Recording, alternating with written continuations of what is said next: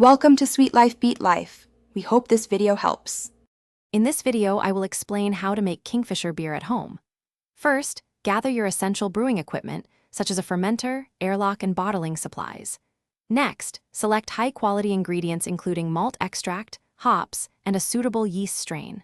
Remember, proper sanitation is crucial for successful brewing, so thoroughly clean and sanitize all your equipment before you begin.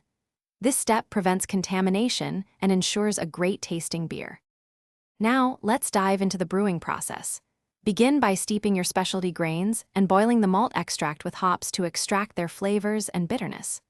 After boiling, rapidly cool the wort to the ideal pitching temperature, typically around 68 degrees Fahrenheit. Once cooled, pitch your chosen yeast into the fermenter.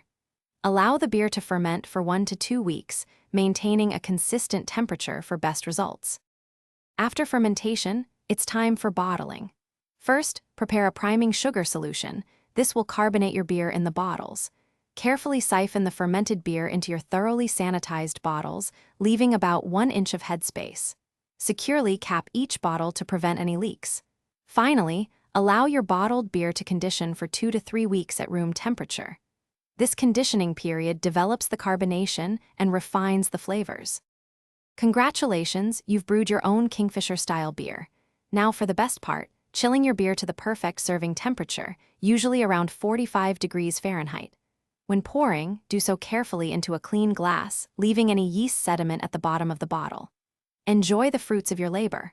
Also, for those looking to improve their financial wisdom, check the description for a link to a fantastic book and other great deals. Cheers to your brewing success. Thanks for watching. Consider subscribing if we helped you.